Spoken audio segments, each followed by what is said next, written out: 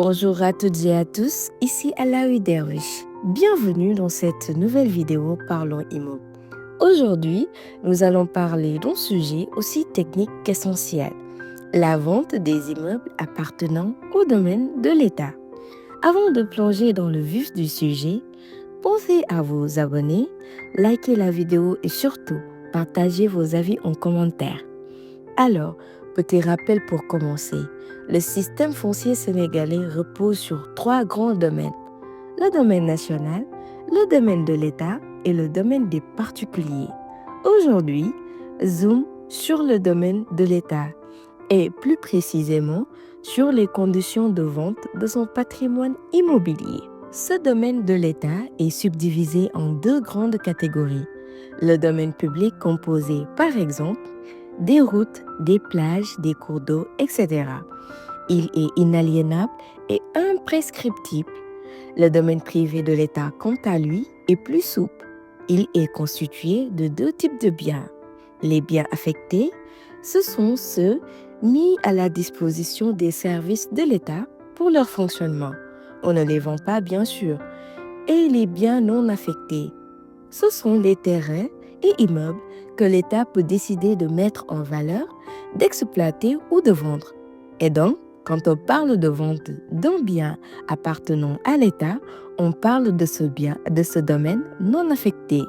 C'est ce patrimoine-là qui peut sous condition être cédé à des tiers, promoteurs, collectivités ou particuliers.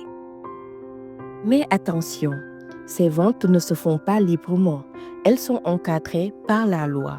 D'abord, il faut savoir que la vente peut se faire de 2 manières.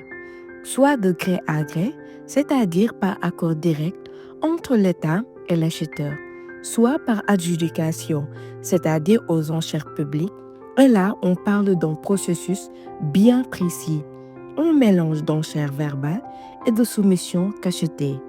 Mais quelle que soit la méthode choisie, une chose est claire, la vente ne peut se faire sans autorisation législative. Il faut une loi pour que l'État cède un bien de son domaine.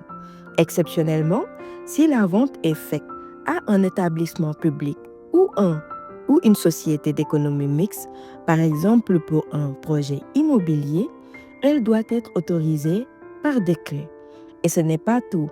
L'acquéreur a une obligation de mise en valeur. En clair, il ne s'agit pas tout simplement d'acheter un terrain du domaine de l'État et d'attendre que le terrain prenne de la valeur. Il faut l'exploiter, le développer selon les conditions fixées dans le contrat de vente, au cas par cas.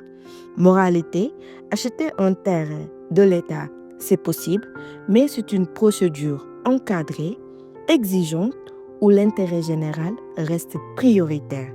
C'est la fin de cette vidéo. On se retrouve très bientôt pour un nouvel épisode Parlons Immo. D'ici là, portez-vous bien.